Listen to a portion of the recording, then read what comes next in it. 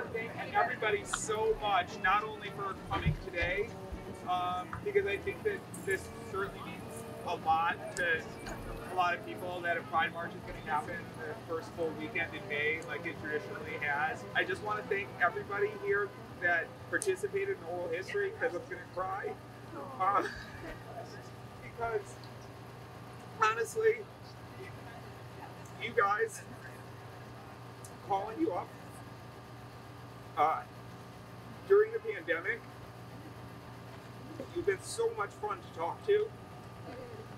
You agree, you're funny, honestly. And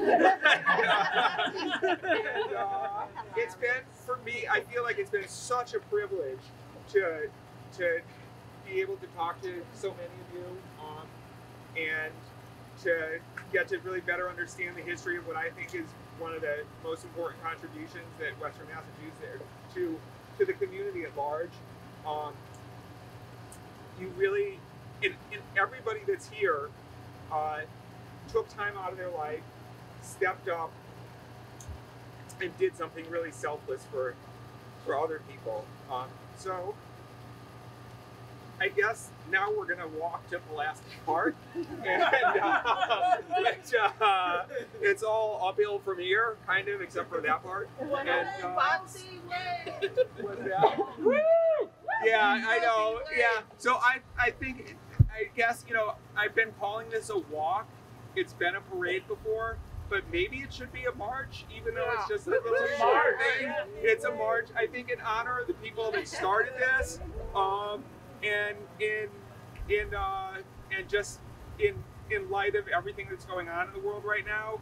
And I just, again, want to say that talking to you on the phone, being able to put this together has really, I've loved talking to every single one of you. And the truth is when I was having a lousy day at work, I would say, I'm gonna call potential oral history people, because it's fun.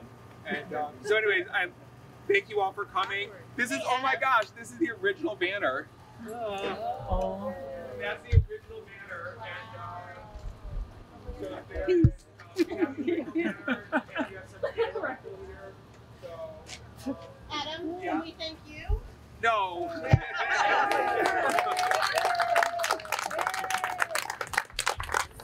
We're here. We're queer. You're not going shopping.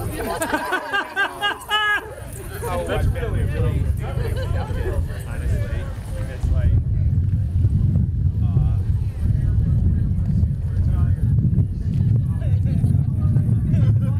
coffee, And I think it'll be more coffee. 468. How do you know your license plate? I'm so glad I got to meet you in this project, because I, Yeah. Lorelai. Wow, there it is. This is. Pause for a moment of silence. Pause with the sign. You have a photographer behind you. Out of the grand entrance. So kind of it all started here, right? Was it next door? No, it all started down on Masonic Street. Bellows is where Bellows. Bellows is the original? Yeah. Yeah. Okay. 5 years later, those pictures I sent, we went here, and we're here for 11 years now. Okay. And at Bella's also was Valley Women's Martial Arts. Yes, When I was the working dome, there. yes. So we were also doing, the Yes. security stuff through Yeah. the march Yeah. way back. Yes. We're like a historic Northampton tour here. I know. There should be a historic Northampton LGBTQ tour. Okay. We have done that. So let's keep going. Informal. And They're fun. I don't know. Should we chant? We're here! We're queer! We're not going anywhere! Get used to it!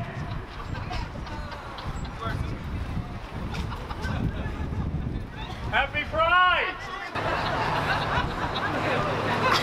Happy Pride! Never stop fighting! Never stop marching!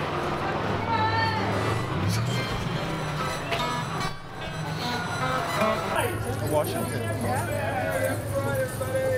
Happy there. Happy Pride!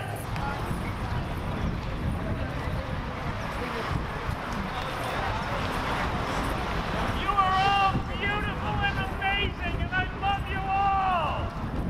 Okay, so there it is. The 40th annual Pride March is on the books. Woo!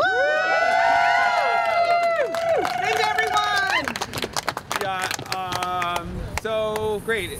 That's awesome. It happened. I think, where's Janet? Janet is Oh, Janet. to Jill. Did you want to read your? Oh, I'd love to. Okay, Yeah, Janet! Everybody's gonna hear it. Woohoo! so you can just jump right up there. Lorelai will repeat after you. Okay, so You want to get up there with her? Don't let her take the spot. So this is actually a poem that I wrote for the January 21st, 2017 Greenfield International Sister March 2017 member. Oh, yeah. All right, that was a moment. This is still a moment. It's called Exquisite Fruit, and it has an epigraph from Sonia Sanchez. And she says, "Come, I am calling to you, this old earth mother of the elaborate dreams." So I want to recognize the ground that we're standing on. It's actually stolen ground from the indigenous people who have been cultivating and sustaining and caring for this place for thousands of years. So we are calling on the spirit of many, many, many, many, many people. Needles click, knitting the wind, boughs curved low, bold clouds spin. Heart, warm as a plum. Purple dark rivers of blood in slow current spiral beneath the frozen landscape. Her ground we touch with every step. Wake up, elaborate dreams. Feed the roots, surround the wounds, disarm supremacy of white. Rise up more fiercely kind to praise, spirit blooms that soothe. Ignite us, exquisite truth. We sing you, shout you, weave you every breath, your fruit abundant, your fearless seeds we spread. Keep spreading!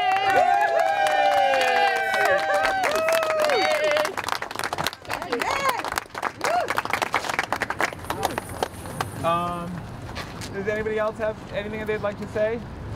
No. I know No? Mayor's got a project. And yeah, so I would just want to wrap up with the mayor's proclamation. So where's GL? I'm here. Hi, Gina. You want to deliver your proclamation? Sure. Hi, everybody. First, I just want to say what an incredible privilege it is to be here with you and doing this with you. Thank you. And I want to give very special thanks to Court Klein from my office, whose own personal lived experience and history is intertwined with Pride here in Northampton. And I thank him for these amazing words that I'm going to say to you all. So thank you for this remarkable privilege. So today, 40th anniversary of Northampton LGBTQ+ Pride March, May 7th, 2022. Whereas the rise of the moral majority in the late 1970s and the election of Ronald Reagan in 1980 ushered in a new era of conservative political and physical attacks on women, people of color, immigrants, and lesbian, bisexual, gay, and transgender folks. And whereas in 1981, conservative members of Congress introduced proposed legislation called, quote, Family Protection Act, end quote, to roll back the social progress that was made by the civil rights, feminist, and LGBTQ+ movements. This legislation specifically targeted the rights of gay and lesbian people. And whereas in April 1982, a group of dedicated and concerned residents organized gala, gay and lesbian activists, and called for a march in downtown Northampton in opposition to the so-called Family Protection Act, to be held on Saturday, May 15th, 1982. And whereas the first Northampton Pride March had just a few hundred marchers, with some of them wearing bags over their heads to hide their identities from their employers out of fear of losing their jobs or housing. And whereas in 2019, the last Pride Parade before the onset of the COVID-19 pandemic, Northampton hosted over 40,000 participants. Right? Yeah. This celebration honored the diversity and contributions that our LGBTQ+ friends and neighbors have made to our community, as well as recognizing the hard-won victories like protections from discrimination in the workplace and housing, as well as equal marriage. And whereas this important anniversary must also be a time for continued and increased vigilance and activism as our LGBTQ+ community members face escalating discrimination, violence, and political efforts to roll back those hard-fought rights. And now, therefore, I, Mayor Gina Louise Schara, do hereby proclaim May 7th, 2022, the 40th anniversary of Northampton LGBTQ+ Pride, with the hope that we will gather again in Pride next year. In witness whereof I have set my hand and imprinted the seal of the City of Northampton this 7th day of May, 2022. Thank you. Hooray!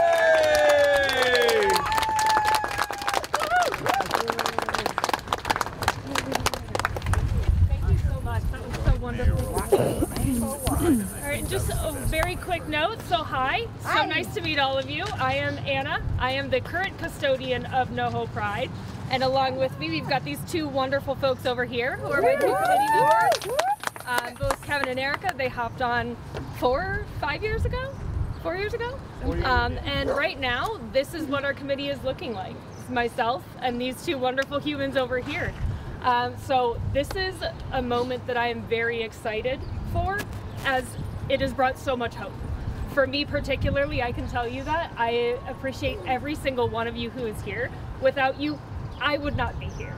Northampton would not be here in the way that it is right now. So as Adam got a little bit choked up today, I'm getting a little bit choked up today as well. And I really look forward to chatting with some of you. I hope that you all, whoever's interested in joining us, we're headed to the Majestic after a small interview portion of the oral history piece of the puzzle, which has also been truly a delight to hear about. As Adam mentioned to all of you, being so excited to talk to you on the phone. Well, I was excited to talk to Adam on the phone because he would give me these little tidbits of information that were the first time I was hearing them. And I very, very much appreciate all of you sharing yourselves in the way that you have, sometimes so intimately as well, for this oral history project. So from behalf of NoHo Pride, thank you all so much for everything that you have done. Also, thank you, Adam, and all of the folks who were part of the project who couldn't be here today, like Kelly, super instrumental with her students in this project. So thank you all so much. I appreciate every one of you, and I'm very hopeful for the future. So thank you so much.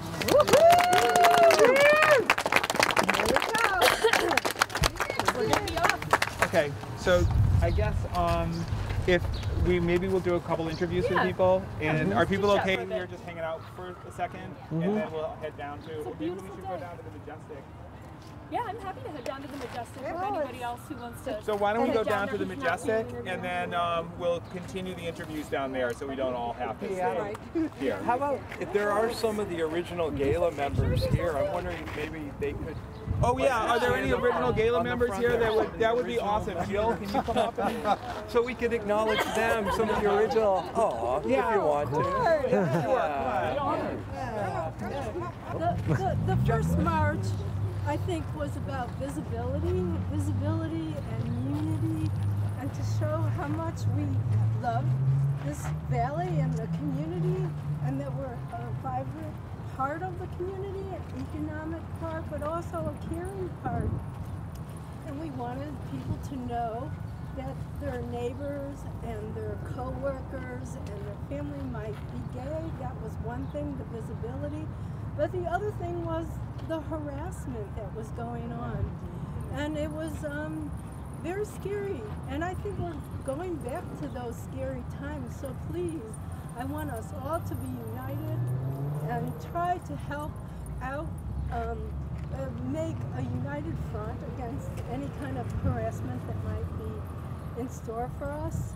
And we're all such a diverse group that it's wonderful to know that the community is alive and strong, and Adam has made that very apparent, that we're still here and we still care and we still want Northampton to be a welcoming place and not a hateful place. So that's what I have to say.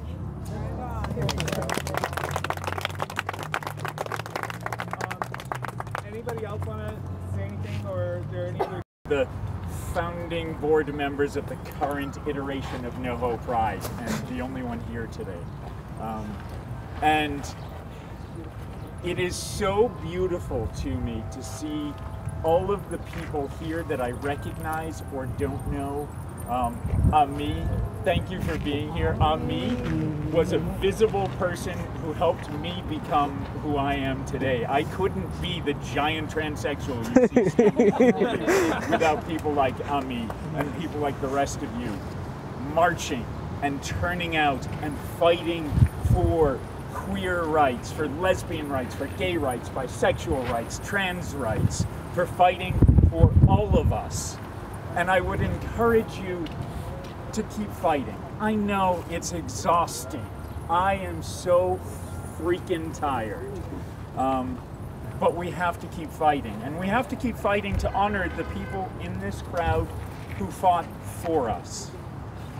Because it's important. And we need to show people that we will not go away.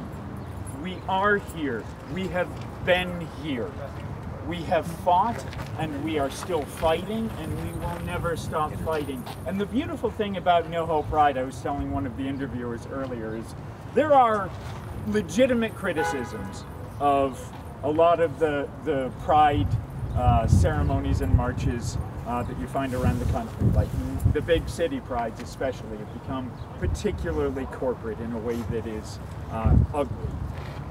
But Northampton Pride, NoHo Pride, is a community thing. It is a thing born of and supported by this community. It is of and part of this community. It struggles every year just to stay alive. I know we struggled every year when we had more money and more people organizing. We struggled every year to get people involved, to become volunteers, to make it happen. We never had enough money to do all of the great ambitious things we wanted to do and throw the big party that people yelled at us if we didn't throw. And so I would encourage all of you, if you were involved and you have any energy left for it, come back and help them. They need your help. And if you can't, tell your kids, tell your grandkids, tell them to help out NoHo Pride because they need the help. And this unbroken history, 40 years of unbroken history represented right here, will only stay alive if we keep it alive. And there's not been a more important time in my 15 years of activism, which is brief compared to many of you.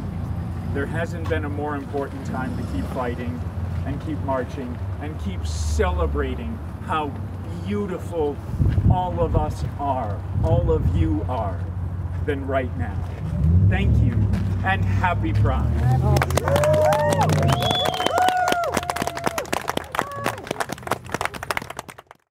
I'm Adam Novitt, and I'm here with Melinda Shaw.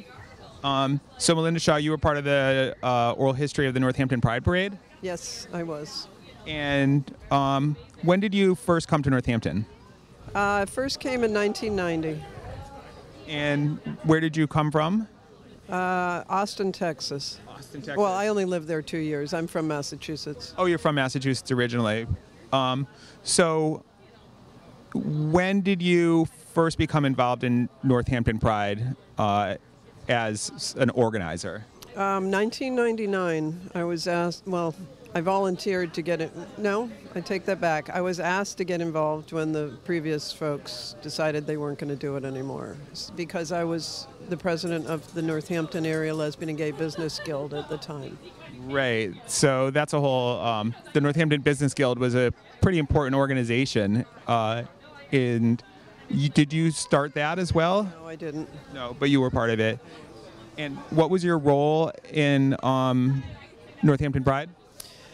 Well, they contacted me, somebody contacted me, I can't remember who, and asked if I would organize it as part of the guild. And that wasn't a possibility. There weren't enough volunteers that were part of the Lesbian and Gay Business Guild. So I pulled about 5, 6 other people into the organization to get Northampton Pride started, and we put it together in 5 weeks. Wow, so that is a pretty short time. My sense of the history of Northampton Pride is that it's been rescued by sort of a series of people stepping in, and I think that it would sort of have to, it seems like you stepped in a very short time, pulled together an organization and made it happen. Yeah, and I was 8 months pregnant also. Wow, that is an amazing story. So to me, honestly, the history of Northampton Pride is the history of people taking time out of their lives to do extraordinary things. And it happens almost like a surprise. Yes, it does. It lasted 11 years for me. Wow, so you were the executive director of Pride for 11 years, so that would have been from like 99 to 10? Well, we didn't have an executive director that whole time, but that's how I ended up at the end. The last 3 years, I was the executive director. We didn't have a paid position at that point in the beginning. It was all volunteer. Uh-huh. So did it become a 501c3 under you, or? It did. Yes. And how do you think that Pride changed while you were the executive director?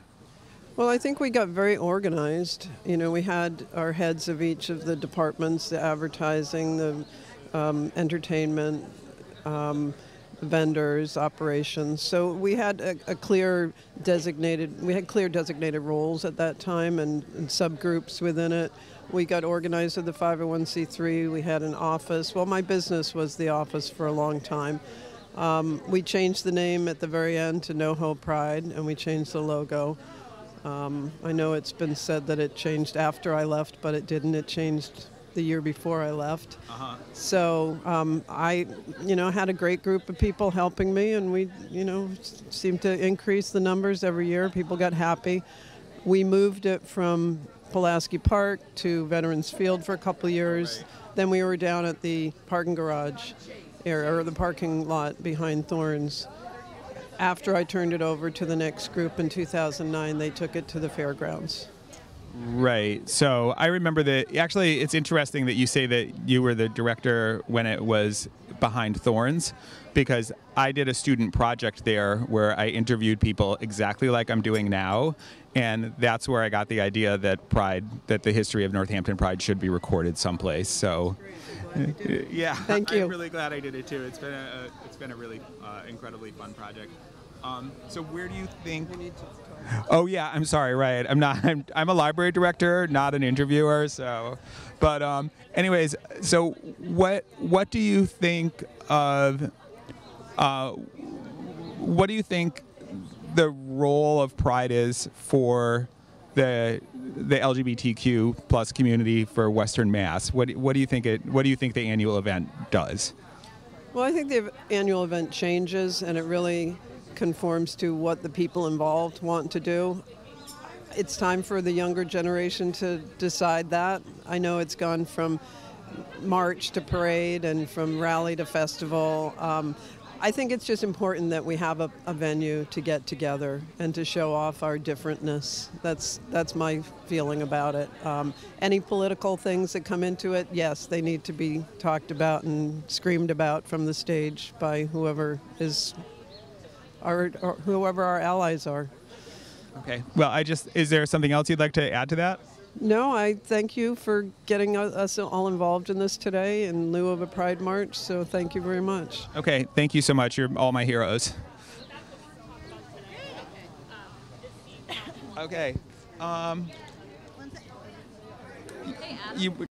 Hi, I'm Samuel Edwards. I'm conducting some interviews today, and today I'm here on behalf of Forbes Library. I have helped with their Pride and Liberation exhibit that will be going up soon, where there's a number of oral histories and great photographs from past Prides. I'm a current library student at Simmons, and I also soon will be having with Northampton Open Media audio drama called Caenius that will be about transgender character, kind of an ancient Greek retelling. So that's me. What's your sort of experiences with Pride? So Long question, I'm sure. Yeah, I have been in and around Northampton since 1991. I was one of the punks that hung out downtown in the early 90s and was at the Haymarket the day they opened. Awesome. And I've tried to go elsewhere, but something about this place keeps bringing me back. I've lived in Los Angeles and Chicago and New Orleans for a little while, but I keep coming back here. And after I started transitioning out in Los Angeles, Los Angeles was not super friendly for me as a really outspoken trans person then. And so I ended up coming back to Western Mass to sort of reset. And while I was here, I couldn't get a job anywhere. No one would hire me. We still didn't have any protections. But I don't sit still well. And so I got involved in some activism and met some folks who were involved in Northampton Pride. Who said you should come join and help us organize Northampton Pride, and so I did. I started showing up at these meetings, and you know, I was later told by lots of people, especially trans folks, that they had a lot of trouble getting involved with that organization for reasons that I could go into, but I'd leave for another interview. But I'm not always good at knowing when I'm not really welcome at a party. So I just kept showing up, and they got used to me and started asking me questions. And a couple of the organizers were the publisher and editor of the Rainbow Times, who asked me to write a column called Ask a Trans Woman that I ended up writing for 10 years. And also, a couple of people, Bear White and Sid, Sid's last name is escaping me even though I know it, were reforming Pride. And they had gotten a 501c classification for the first time for the organization itself. And they needed a board, and they asked me to be one of the founding board members of the new iteration of Northampton Pride, rebranded as NoHo Pride. Got it.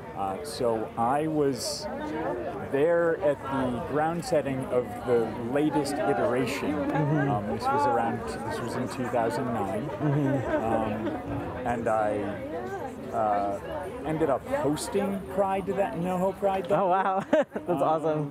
Which was great, and hosted it in some capacity for 2 years afterwards. Oh wow.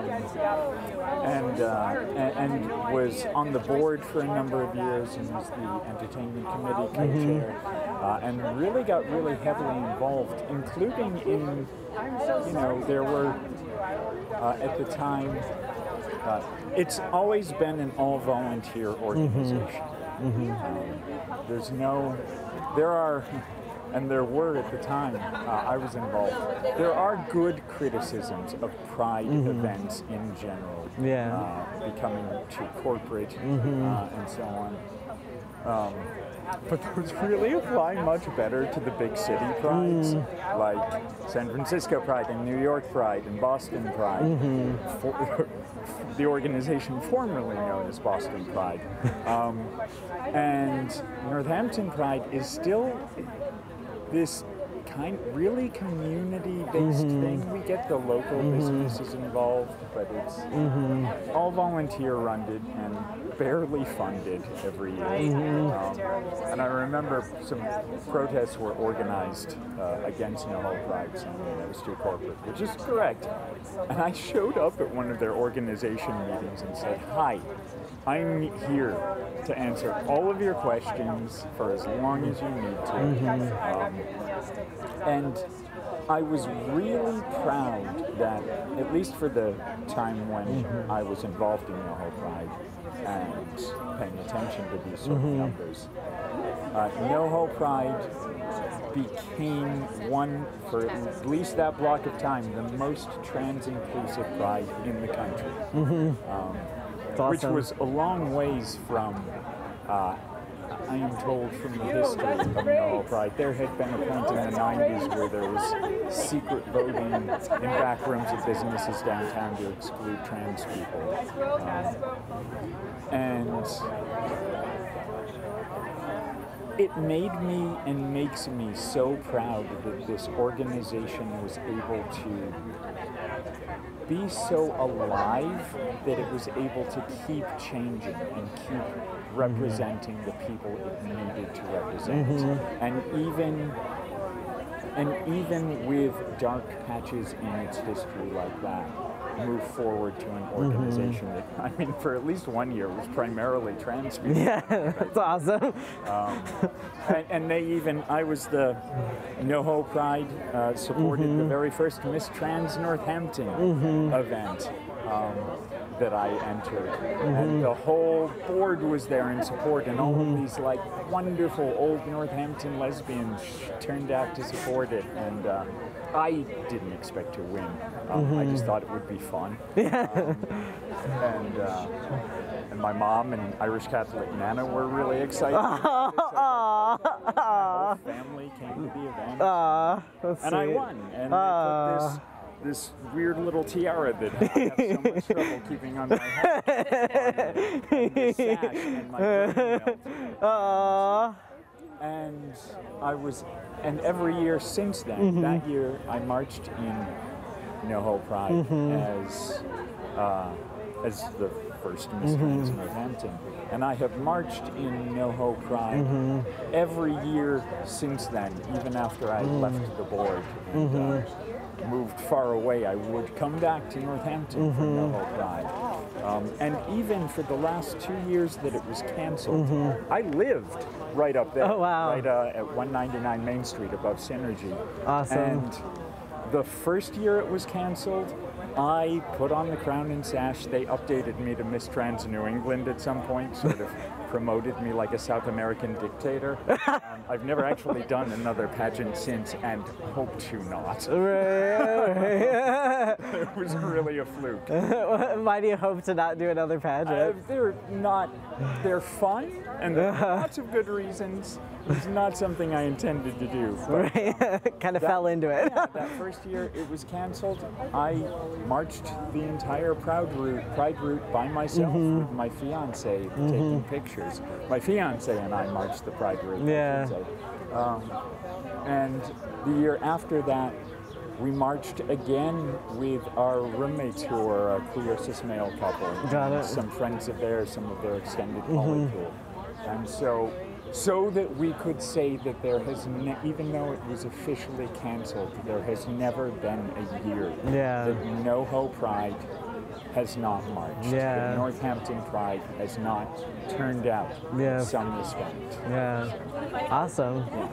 So, you know, that is... Squeeze together a little. Oh, sorry. Yeah, of course. Yeah, of course. Hi. Hello.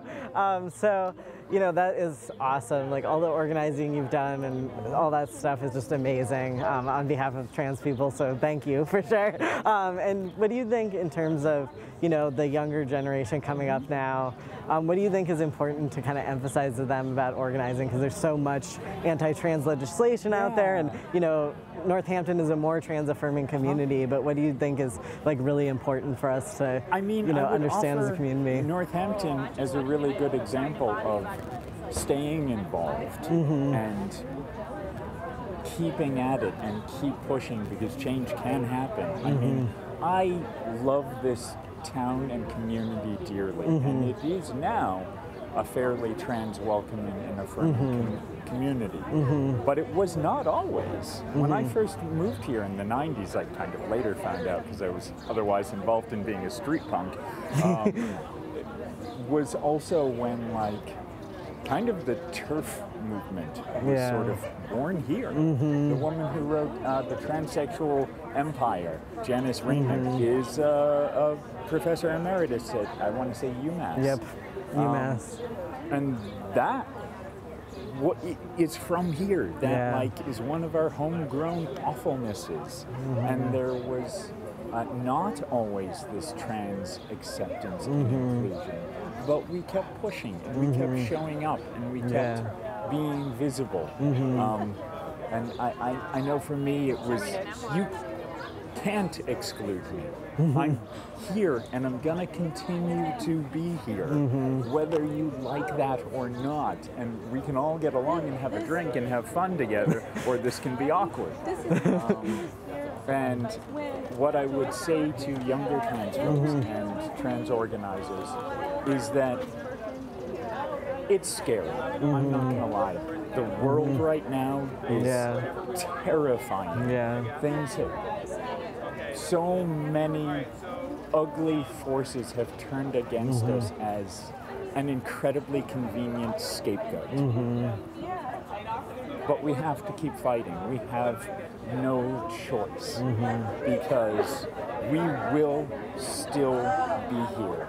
Nothing they can do. They can legislate us out of existence. They can push us down. They can beat us in the streets. They can support violence against our bodies and our minds and our souls, but we will still be here. Nothing they can do will be able to make us not exist. And by virtue of that, we will win. So, Such a wonderful... Take care of yourself. Such a wonderfully powerful statement, Lorelei. That's really beautiful.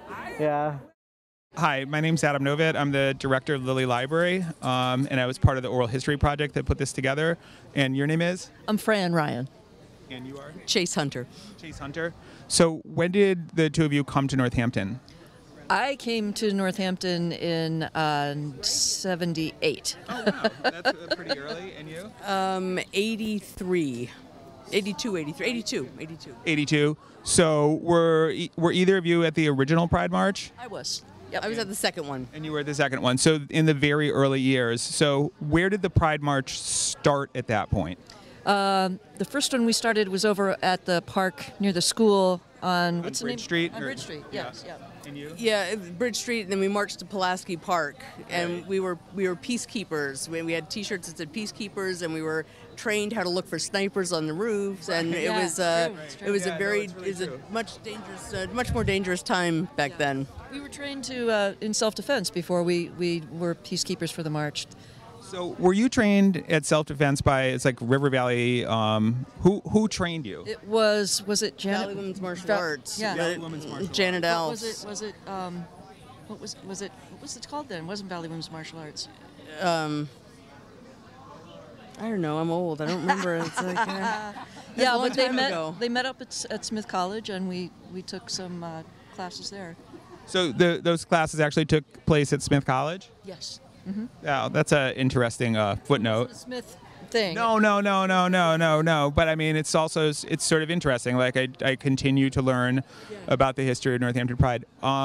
So you were trained to how to look for snipers on roofs, and how does one get trained to do that? Well, go ahead. It's an awareness, like a space awareness. There were a lot of protesters at those times, or sometimes more. I think the one I was at, the 83 one, I think there were more protesters than there were marchers. Right. I mean, it was a very volatile.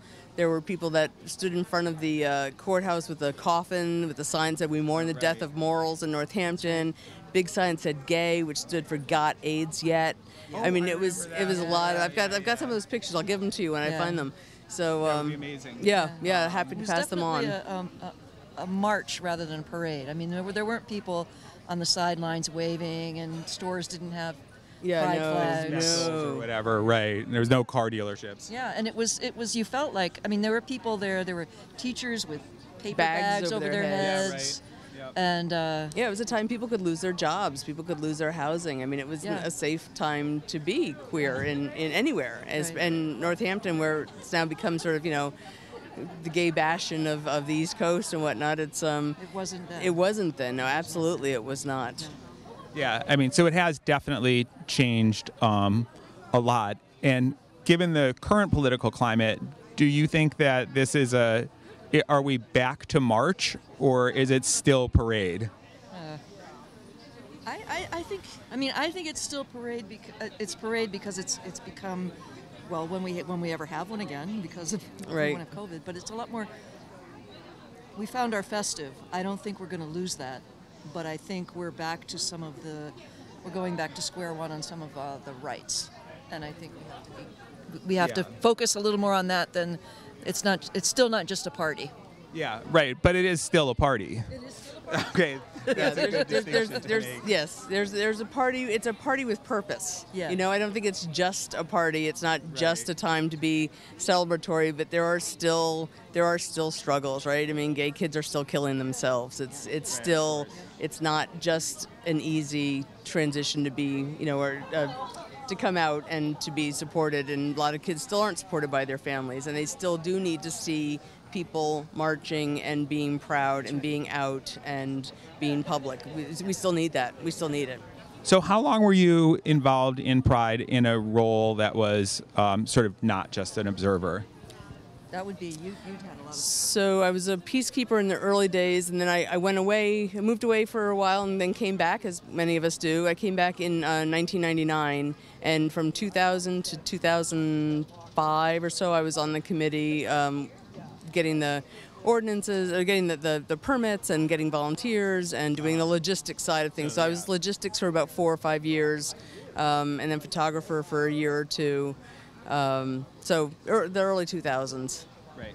And so what do you think that where do you think that Pride should go from here? Do you think, and what do you think the role of Pride is for the greater community in Western Massachusetts? Well, I mean, I think it's since it began, it's been a thing that people can look to and see that we're doing here, and I think we always need to be visible. As different issues come up and get added, we still need to be here, and I mean, we have a great community here, and I think it's important that people see that. Yeah. Do you have anything to add to that? Oh no, I would concur. I would concur with that. Yeah, I'll just sort of add to that as an observer for many years of Northampton Pride, is that it's sort of like, I always felt that it was Northampton's show of strength, but it was Northampton's show of strength for example, kids from maybe Springfield or Chicopee or from the hill towns, and that's been a really important role. So, I don't know, do you have anything you'd like to add? Well, I think, you know, back in the day, of course, we had Women Fire Books back in the day. Right. I used to work there, and people did come in from all over because that was the place to go. It was the only place to go. You could buy all these things, and you know, it was sort of a hub for Pride and for a lot of other things that were going on. So yeah, I think it's people have looked here, at least in this region, to know what's going on, to find out all sorts of things about politics and culture and all different things like that. So I think it's you know, Pride is just one of our big things that we do. Okay. Yeah, I think Pride, you had Women Fire, and then you had Pride's bookstore that Martha Nelson opened, and then it went through several different hands, and that was sort of the ad hoc community center. There was a community center. It was volunteer based. I actually was the only paid staff person at it for, you know, I think that was about a 6-month stint. You know, and the idea was to have a place where people could come to Northampton from, you know, Kentucky and California and Texas and Connecticut, wherever they were coming from, and find a place of community here. And we see that as the Pride Parade has grown, and seen the gay student associations from Chicopee, from Springfield, you know, and given voice to or a place, not voice really, people have their own voices, but given a place for people to... A platform. Yes, thank you. So I think that's an important role of Pride, and will continue to be. Okay, I just want to thank you both so much for your role in making Pride happen, because none of this would be here at all were it not for people that stepped up and allowed it to happen. I'd like to say that the history of civil rights didn't end with Sojourner Truth in Northampton, right? It's right. It's like... Not do it. You know, we couldn't not do it. That's awesome. Yep. Yeah. Okay. All right. Thank you so much. Hi, I'm Adam Novid. I'm the director of the Lilly Library. and I'm here talking to Court Klein, who works in the mayor's office and was interviewed for the oral history. I want to say that when I call you from work, I just dial 4 numbers. 4 numbers. Right, yeah, and I've gotten to know them. Yeah. Like the old days, right? For sure. So when did you first come to Northampton? So I moved to the Valley in '81, the fall of '81. Fall of '82. Sorry, fall of '82. So the first Northampton Pride that I attended was '83. Yeah, which was the second one. No. So pretty early. Where did you come from? I came from the West, actually. I grew up in Vegas, and I came out here to go to school. So I went to school in Amherst. So you went to Amherst College and you moved from Las Vegas? Yeah. Actually, I started at Hampshire, and then I transitioned over to UMass. So I was never at Amherst College. Right. So did you find the Valley to be significantly different in its, even at that time, in its the way that it treated gay people? Yeah, definitely. The Valley was more politically progressive than Vegas, for sure. And there was sort of the beginnings of kind of the LGBTQ plus movement here that were happening. I didn't know much about it. I wasn't out as a gay man at that time. And the first march that I participated in, I was a peacekeeper, which the sort of allies of LGBTQ people, a lot of them were peacekeepers, and we had to do like a peacekeeping training and blah, blah, blah. And I thought maybe I was bi, but I wasn't really sure what I was. And so it was after that, and after meeting a lot of the community, I realized, oh yeah, I'm part of this community. That's so...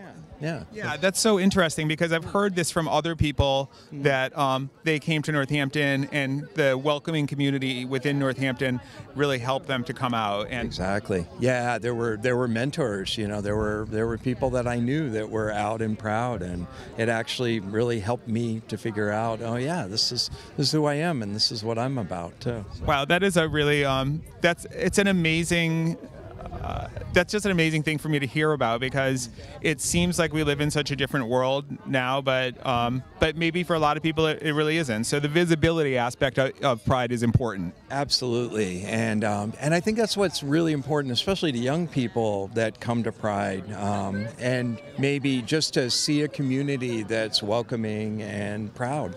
And just that you can come out in your school, you can come out at your house, you can be gay, lesbian, bi, trans.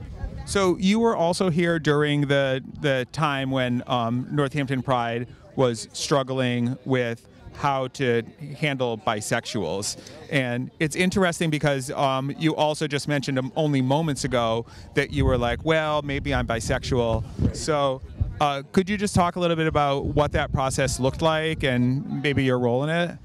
Yeah, that was actually kind of an interesting time. I wasn't living right in the Valley. I had moved up to a commune, an old gay commune in Royalston, Mass, called Butterworth Farm, and I was living up there at the time when the real bisexual struggle happened in Pride. But I knew about it because I was still friends with a lot of people in the community, and it was a challenging time for Northampton and for Pride to figure out how to be more inclusive and how to have a message that encompassed a broader identity than what people had sort of traditionally thought, lesbian and gay identity was. So it was challenging. So, and it's my understanding that there was a vote that occurred in Northampton.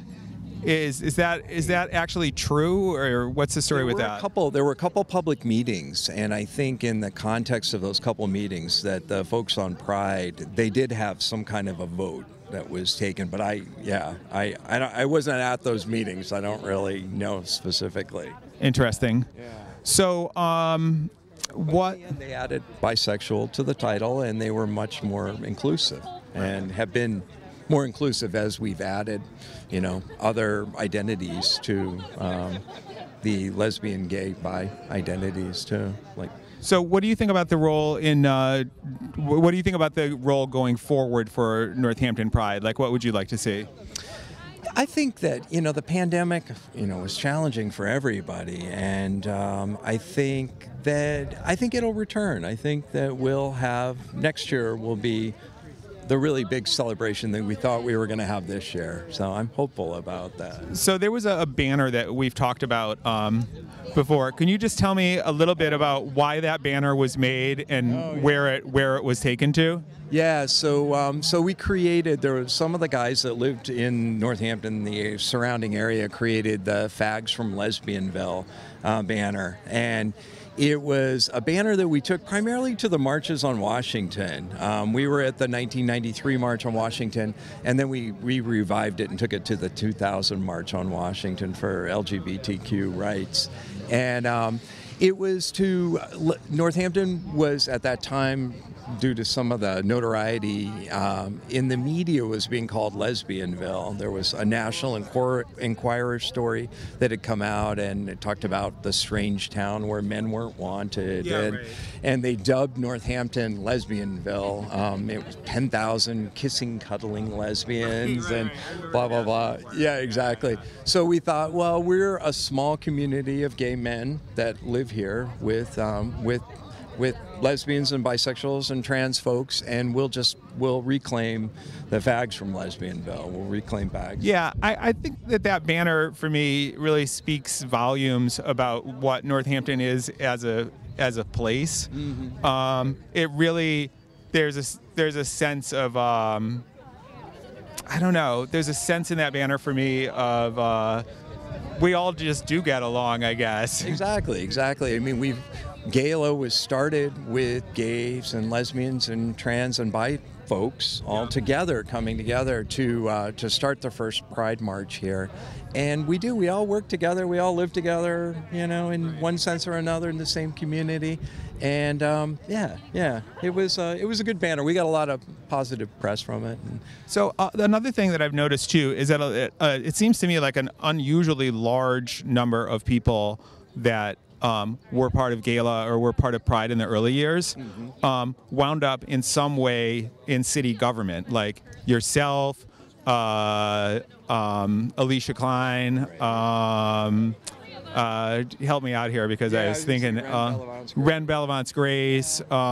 Michael Bardsley was a peacekeeper. Do you have any? Is there anything? Do you think that there's a reason for that, or how did that wind up happening? That so many of you went on to leadership roles in government of some sort. Yeah, I think we all cared about our community, and we cared about a community in the bigger sense too, not just the LGBTQ community, but our community at large, and that we were, we were an intrinsic part of this community. So it made sense for us to take on public service in that way. Okay, is there anything you'd like to add to that? No, I'm glad that this is happening. I'm glad that we're out here acknowledging the 40th anniversary of Pride, and I'm looking forward to another 40,000 people next year for big Pride. Great. Thank you so much. Yeah, of course. Yeah, it was good talking to you, Adam. Thanks for your hard work. Happy Pride. What is your history with NoHo Pride? Like, have you been involved or just with LGBTQ organizing in the Valley in general? So yeah, long story. That's great. Go for it. Succinct. I don't know how much you want to go on with this, but it's all you guided. Yeah, okay. So 1982 was actually the same year that my working partner and I, Beth Holt, and I became facilitators, directors of Valley Women's Martial Arts. Awesome. So we were doing all this movement work and community education and everything that was going on. People, the aspect of people feeling afraid. We brought ourselves, we brought our stand-up selves to kind of guide the group and help people feel like folks were watching out for the safety of the whole event. Yeah. So that's what we were doing specifically, like organizationally. Got it. But then, of course, I've lived here since 1974. and you know, the sort of gradual process of coming out that's ongoing, and meeting people and being part of a very vibrant community. Because the issue of fear directly, like for instance, fundamentalist Christians coming in their buses and, you know, hurling horrible words, and I think they threw items also. So yeah, that part of it was definitely not fun. But we did a good job. We helped everybody feel like, you know, we all have a voice to speak out. And we all have these fabulous bodies to, you know, be present with. The thing is that I'm really interested in over 40 years. So, you know, that's 1982. We're in 2022. So this whole time, like in my poem there, this whole time we have been pressed down by all kinds of things. White supremacy, which didn't used to be a phrase anybody used, but it was clear that it was happening. It's more blatant.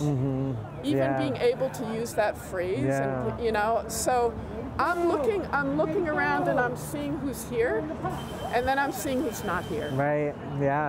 And so I am very interested, and I have been for my whole adult life, and even when I was a kid. The things that we have in common, and then where we are in terms of what we look like, what we know, where we come from, et cetera, all those judgments placed. So the LGBTQ plus community includes the whole span. And every aspect of civil rights that's ever been entered into and risen up from the ground needs to be represented. Absolutely. So I'm concerned as we step forward, you know, with this kind of gap in terms of the event itself, but it's not a gap in terms of what people have been organizing and doing beautiful work the whole time. But, you know, sort of coming back to an in-person event, like who's gonna, you know, the organizing team, for instance, needs to be more representative. In every way. And like that's my, you know, I know how hard it is to volunteer to do something, how much time it takes, how much dedication it takes. I think it's worth it right now, like really worth it. To take a look around and see who's not here, and say, okay, you know, we really need to have more of a span in terms of the organizers, and then who that's going to help also draw to become more involved. And where do you see those kinds of gaps? So the brown and black community, right? You know, the people with disabilities community. And then, you know, sort of a whole range of ages. And that has all been like 40,000 people, 2019? 2019? Quite the range of folks. That was like really moving to me. And I want that to continue. I really want that to continue, because what this says right here is that our whole community and our whole experience has become more diverse, and to not let what's going on right now, you know, squish us up again. So that's, you know, we've made progress for sure. And also there's a lot to keep speaking out about. Thank you for naming that. Who has more privilege? Who does? You know, who has more of a voice? Like I'm speaking right now.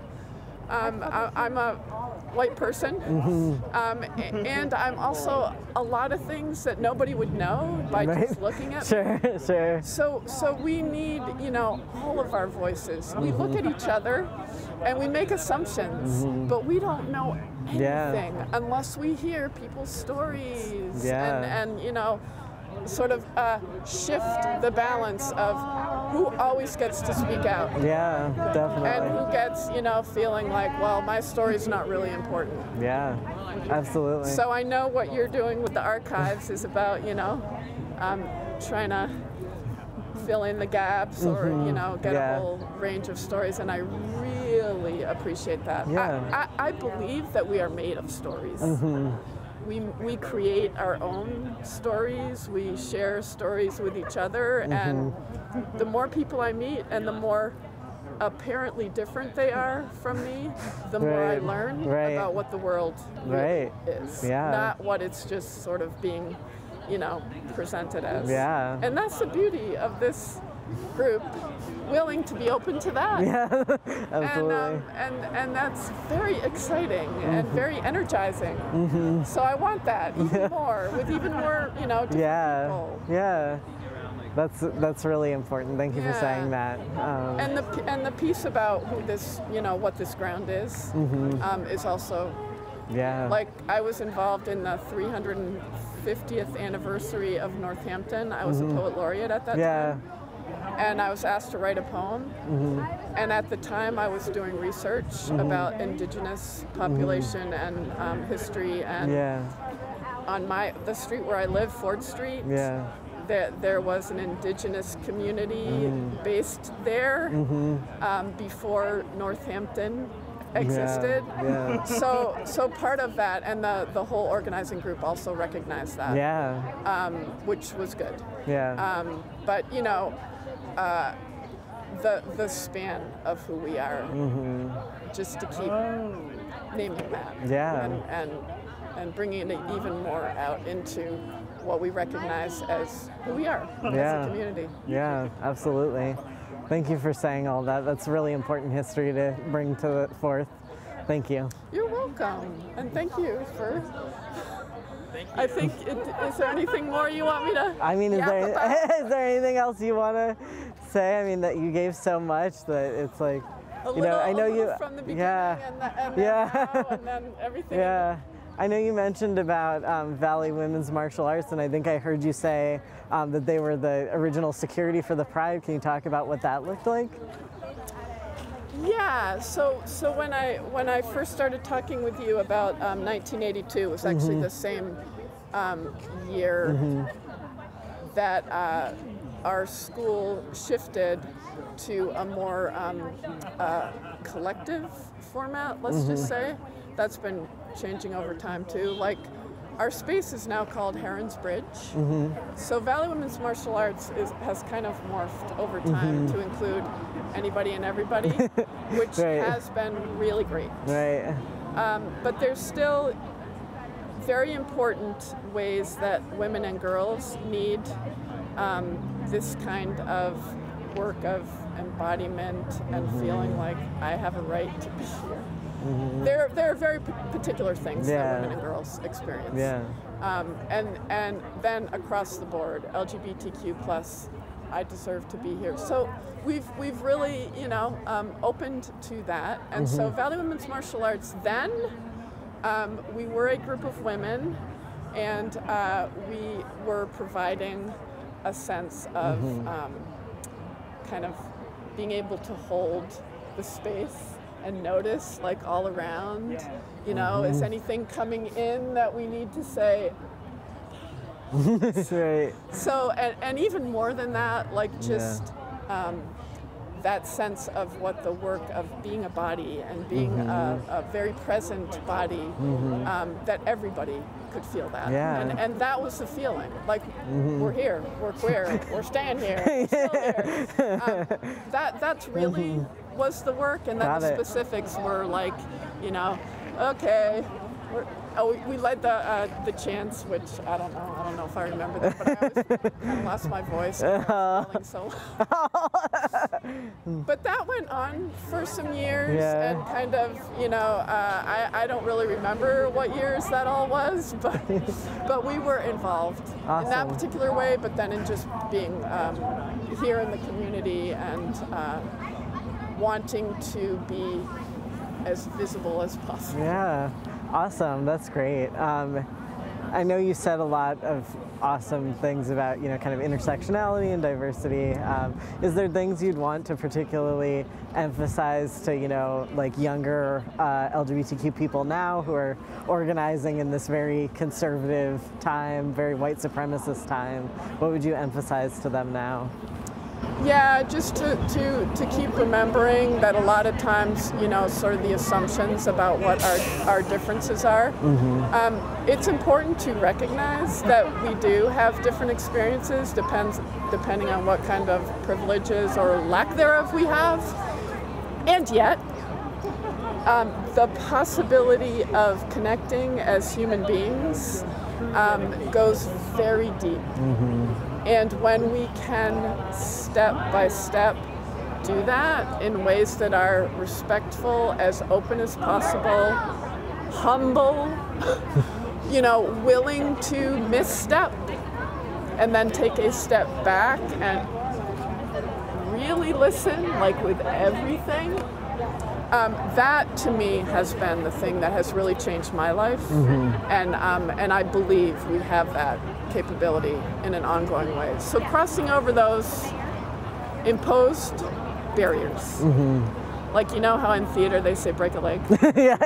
I say break a barrier. I always, if somebody's gonna come out and do something, I say break a barrier.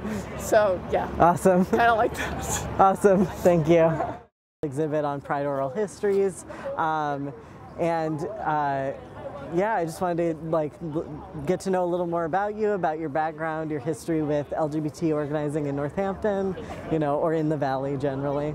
Well, my name is Meg, and I've been here since 1996. I graduated from grad school down in Tennessee, and I said, gee, I gotta get the hell out of here. I know where people will fall all over themselves to be nice to me, and not discriminate against me and harass me in the grocery store. Yep. It's time to go to Northampton. So I came up here, and I've never been a part of organizing of the Pride.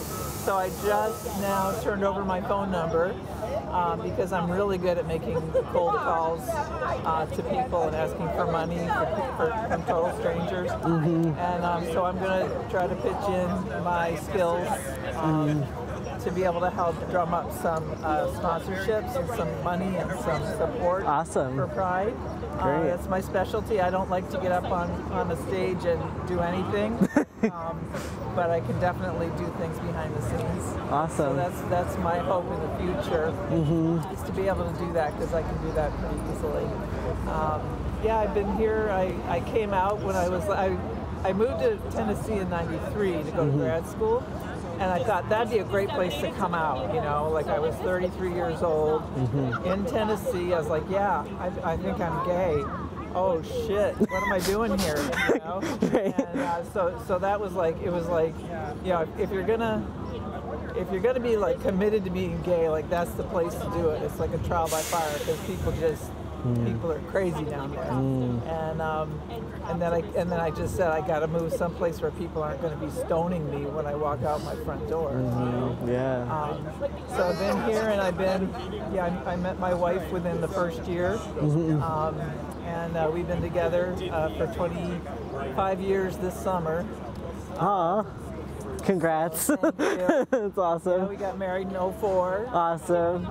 And you know, I mean, yeah, we've been just visible. You know, like I don't know who I thought I was fooling when I was, 29, walking around looking like this. But you know, we've been visible. We were teachers in the Springfield Public Schools. I taught in West Springfield, and we were out with our students, and it was pretty bad. You know, thinking about being in this area and having that be happening in the 2000s. You know, that we were discriminated against. We were we had some pretty rough.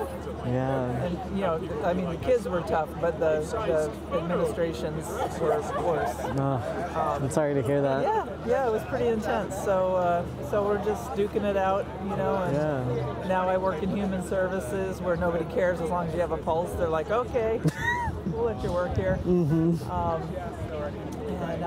you know, just it's time to get involved. You know, it's time to be more visible and more active. Yeah, definitely. What would you emphasize most to kind of the younger generation of LGBT people coming up now? Oh, wow. Yeah, and I know it's a big question. It's a long list.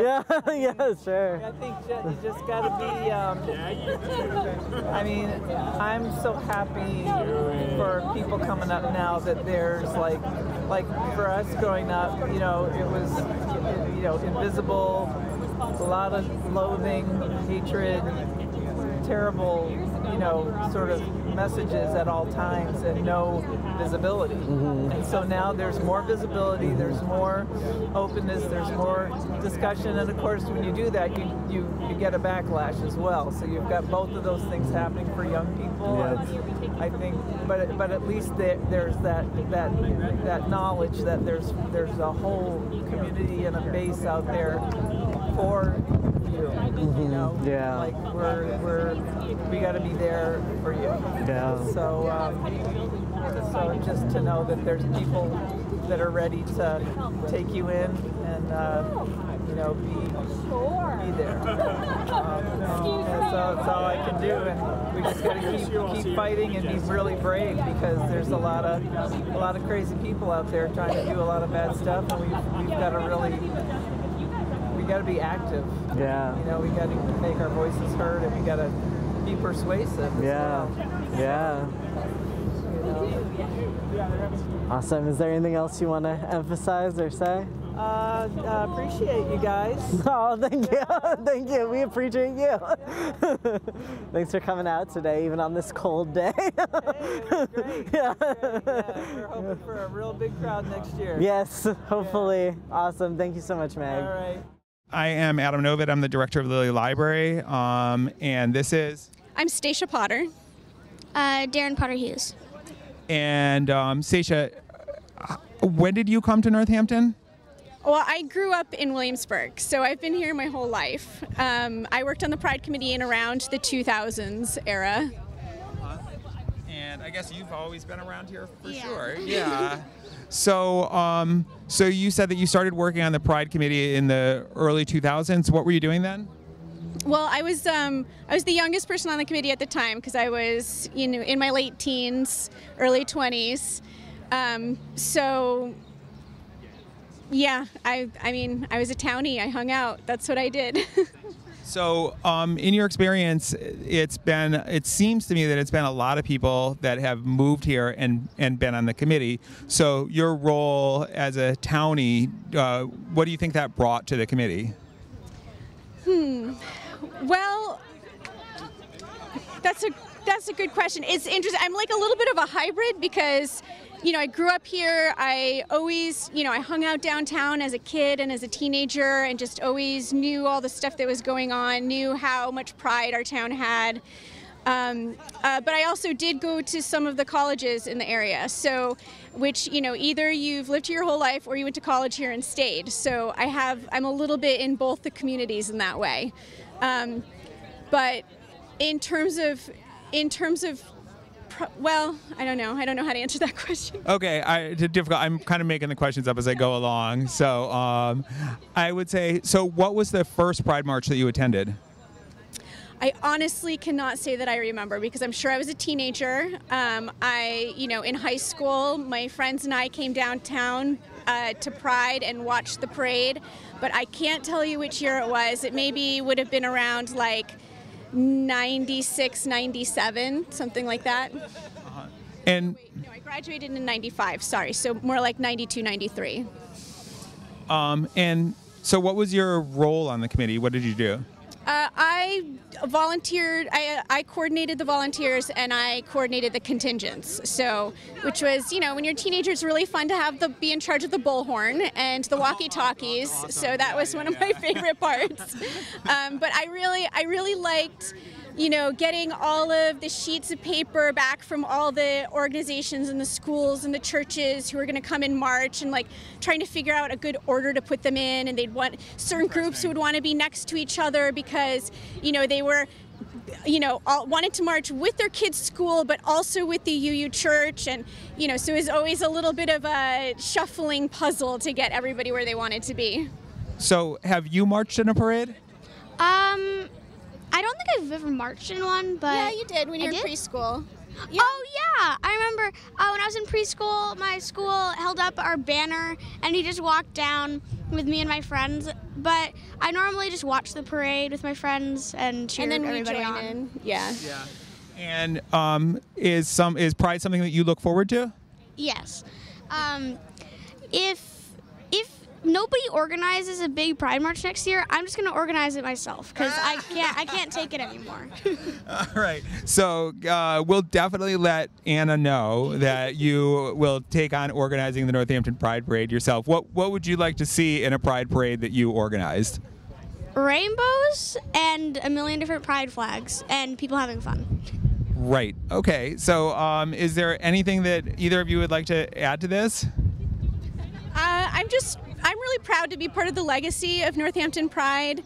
Whenever in high school, I went to Hampshire Regional High School, and I was one of the founding members of the GSA way back in the early 90s. And even now, when I'm watching the parade and I see Hampshire Regional come by with their GSA, it just makes me feel so happy and nostalgic and excited, and I'm just looking forward for our community to get back to enjoying Pride all together again. Yeah. I just want to say that as a person that has been someone that just viewed Pride, when I was in high school, I had a couple of gay friends, but in 1983 there was certainly no GSAs. Just starting to get started. Right, but not in Longmeadow, I'll tell you that, no.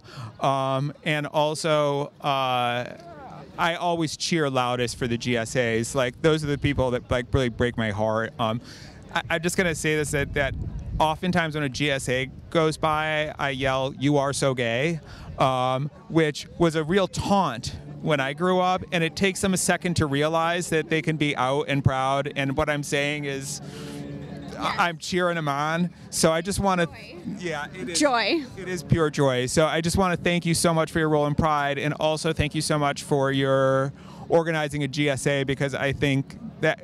And so you were the founder of that GSA? Yeah. Me and my friends around 92. Yeah. So that's great. I just want to say thank you so much for doing that, and thanks for being part of this interview. Thank you for organizing all this and making it happen. This has been great. Okay, great. Thanks, Stacia. And thanks you. Darren. Yeah, Darren. Darren. Okay, you guys are awesome. My name is Adam Novid. I'm the director of Lilly Library, and I'm here interviewing CJ Jennings. Hi, CJ. So, when can I ask when you came to Northampton? I came to Mount Holyoke College 76. And September 76. So you were here really you were from here before Pride. Can you say anything about? There was a lesbian hangout in the back of Packard's. That was the one place I went to that I remember, with all these older women that I thought I should go out with that night. And then I graduated in 80, and I lived a summer in East Hampton, worked at on Main Street, the soup kitchen. Oh, right. Yeah. And I my knee right around here. Anyhow, so I was at the very first march. I was at every single march. I didn't miss one. I even ruined my second graduate degree, a point for insisting on missing a class to go. Really? So it's been really very important to you over the years. It's my most. I love it. And it's not just a parade. It is. It is a march. But I love to dress up. So you're in the right place for that. Yeah. So can I ask what your role in Pride was when you first started getting involved in it as more than an observer? Well, I was always in it, and I'm more of the party type than the meeting type. So one of my lovers' wife, Shanta, she was on the committee one year. So I'm a tangential person that way. I also collected signatures we used to have a full-page newspaper ad for the companies that would support, it would be a way to raise money. They'd give me, I don't know what, per signature. And it'd be interesting, some people wouldn't sign, some people did. Most people did. It was a big, full newspaper ad. So, how do you think that the Pride March has changed over the years? And do you think, out of curiosity, do you think that is it a march or a parade now? I think we need more marches right now for a lot of reasons. Rights being threatened, take away the focus. They changed. I didn't even notice once I went to Boston where you'd get the corporate, huge, parts of a march parade, all with the same T-shirt from a corporation, and it used to bug me. It's probably another way to make money. And also, I'd be proud if wherever I worked, if I wanted to work in a place like that, would let me be out, because I was a teacher. That was hard. I wasn't for the first march. I was working in restaurants then. So, as a teacher, you were not allowed to be out? I suffered for it. We, on paper, were allowed to be out, but I got an involuntary transfer. They told me, couldn't you just tell them that you have a friend who's gay when you talk about gay issues? Yeah, that's my wife. We were out. We were obviously in the same school. Kids would ask me and go, "Yep, see this ring? Mrs. Largy made it." So then I got an involuntary transfer, and I met this wonderful woman. So, what was the question? So the question is how do you think that the march has changed since you've first been involved in it? Well, it is more like the corporate presence, kind of the big contingents, but I like all the church groups, the children that are involved, like PFLAG groups make me cry every year, and kids I knew in 4th grade are coming up to me, "Hi, miss," all out and proud, So, it's nice to see the more generational. It used to be all, it changed with the time, because with the generations, like I was in my 20s when it started. So, when we were in 30s, a lot of people started having kids, and they would come and they would wear their sensible clothes for a march, raincoats and stuff. And just, still community. And also it's a reunion time, which I really like, just seeing everybody and people coming and gravitating from other places. So I like size. I do like that it's big. But you need a lot of organization. One year I passed out because I had, some heart thing. There was no seats, only enough for the grannies, and I looked around, I wanted to sit. And next thing I knew, I passed out and had to leave in an ambulance. That was terrible. Now I'm on to Jackson. So you've been here. Is there anything that you'd like to add, or for people to know about your involvement in Pride, or what you'd like to see for the future of Pride, or anything like that? I would like to see more communities coming together and more people realizing, because I did see, it changed. There's one year, actually, when Shanta was on the committee, where people were not in favor of bisexuals or whatever. There was that split. It was awful. I hated it. Any of that stuff. And even the what was it when they had the T-shirts with Bert and Ernie? I had. They were more about. Oh right. Yeah, I remember that. That was a. That was like when Queer Pride kind of came in, and it was either cool or not cool to talk about gender. Right. Do you know what I'm saying? Yeah, there was somebody actually in Congress brought up that they thought that Bert and Ernie were a gay couple living together, and they asked whether that was appropriate on Sesame Street. Yeah, right. So, it's interesting. So I guess, do you have anything else you'd like to add to? Probably think of it later, but you can always call me. We'll be here. All right, thanks a lot. I'm Adam Novitt. I'm the director of Lilly Library and one of the organizers of the Oral History Parade, and this is Anna Hoff. And you are the? I am the current custodian of NoHo Pride, so I'm serving as executive director right now.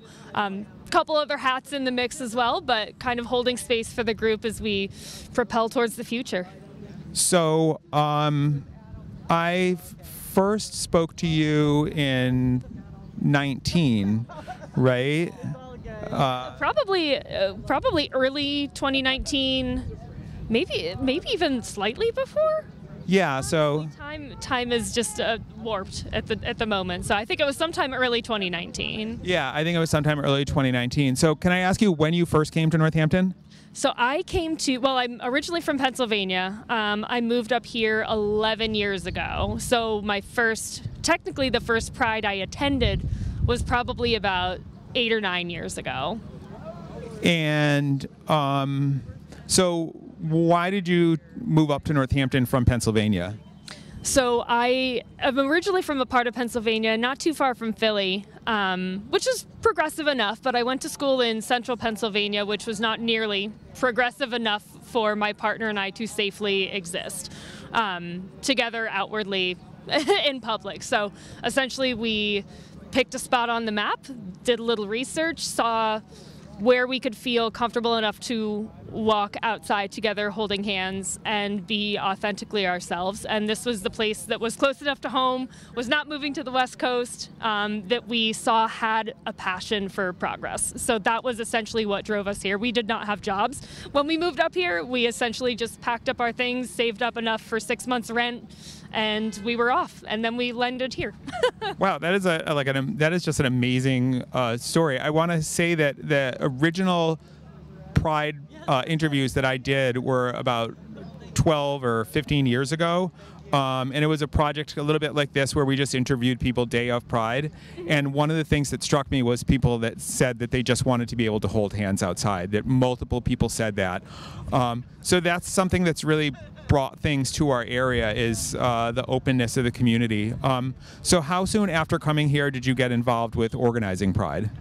I've been with the group for probably about six or 7 years now. So it was a couple Pride seasons in before I started to help out with the group. It was actually just a mutual friend of a friend, worked for NoHo Pride, and kind of just very casually came to me and asked, do you have any extra time, that you want to maybe help out this group, help us put on this festival for this year? And so I said, of course, I'll help my queer friends out any day of the week. And then the rest is history. I started with the group kind of as like hey, I need a quick favor from you.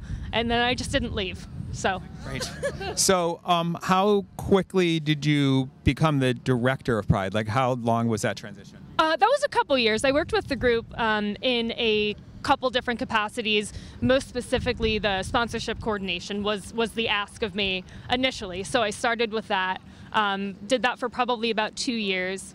And then the previous executive director, stepped down to take some time with her family, and I decided my partner and I, we kind of co-chaired for a little while.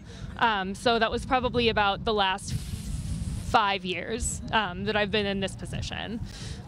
So when I first spoke to you, and I remember asking you, I said, could you bring whatever records you have or documentation? And there was almost nothing really that looked back at the past. So can you just talk a little bit about being the director now and getting to meet all these people and what understanding the history of Pride has meant to you? Yeah, I mean, that's kind of something that even feels hard to put into words. I think a lot of us today had a lot of feelings that answer the question that you just asked, which is the most special. That's kind of what I could say about it. Being part of a group that is so rooted in, obviously rooted in history at a time when it was absolutely what needed to happen, and has continued to happen. Fighting for progress has just been, it's something that's so palpable that I think this project, and even some of the materials that Historic Northampton has, these pieces of the puzzle, to be able to shed some light on the past, not just the folks who were involved, but what was happening that was driving these folks to need to push, has just been eye-opening in myriad ways. It really is indescribable how special of an event this has been. As small scale as it is, I think it was so pertinent to the time, and it's just it's an honor to be here, quite frankly. So I'm just over the moon to have the space for these folks to get together and to just be tangentially related is incredible. Yeah, I'll just say that you are not tangentially related. I texted to you last night. I said, well, you're one of those people now. So, And you I know. think I sent you the gif of me going. Right, yeah, you did. So, But what I'm saying is it really is an honor to be here with all of these pioneers. Like, this is just a really special thing that is just, it really is hard to put into words. It's just kind of a continuously goosebumpable moment is what I'll say. okay. Is there anything else you'd like to add that I haven't asked you about? I mean, I want to say thank you to literally everybody who has been part of this project, everyone in the community who's been supportive. And this truly, I would love to see this as just a really wonderful call to action. This is a time, as a number of people have said throughout this morning, it's a really important time in history. We've got some stuff going on, and it's a time when we all really do need to come together and keep pushing for progress. And I'm excited for what the future holds. I think that this is a very pivotal moment. I would love for this to be a catalyst to really get some folks together who are interested in planning for the future and being as impactful as a community as we can. So I'm excited for what the future holds. I think we can hold a lot of hope right now. Great. I just want to say that you will always be the Pride director that held it together through the pandemic, right? It's not an inconsequential thing. And you know, when you were here and there was just 3 people that really are basically Northampton Pride right now, except for in the larger sense that there is, right? That so I just want to thank you so much for that, and I don't know what role I'm thanking you in, but at any rate, as like a resident of Northampton and a library director, I'd like to thank you for for that. But can you say anything about like the time during the pandemic, or? It was a lot and a little. I think all at the same time. Time was I have a very warped sense of a lot during the pandemic. It was I think a lot of different people just had a lot of shifting and realigning of thoughts, priorities, perspectives. And that, you know, I could say that for myself. It was a weird 2 years or however long. Sometimes I don't even like to think about how long it is. But it was a huge time of reflection. I can say for myself personally, I've done a lot of learning, a lot of growing, a lot of reconnecting with myself, and a lot of my priorities. You know, it was one of those things where work for me didn't stop during the pandemic, but my extracurriculars did, which left me with some time to really remember that focusing on ourselves is also very important, because until we are feeling as humans valued and, you know, self-valued, that's when we can really put forth more. You know, when you're feeling comfortable, you're feeling good with yourself, you're giving yourself what you need, you're nourishing yourself in all of the ways that are important, then we can really begin to give back in the ways that are most important and most pertinent right now. I can tell you that was my own personal journey through the pandemic, you know. And I'm hopeful that some other folks have had some similar journeys too, and it's a matter of getting those brains together now. Yeah, I just want to say that, you know, the fact that you were the director of Pride during very, you know, successful years of it, one thing that I've heard from a lot of people is that Pride allowed them a place to launch that journey to being comfortable with themselves and who they are. So you've had a really outsized role in a lot of people's lives, more than you could ever imagine. Just like, you know, random people standing on the side of the street and saying like, wow, I belong, and we're excited and happy to be here. So anyways, yeah, I guess, all right. It's been awesome to get to know you. So yeah, it's been super fun. I mean, we're like buddies now. I love it. We are. Okay. All right. Yeah. So let's wrap up there. Yeah. Perfect. All right. Thanks.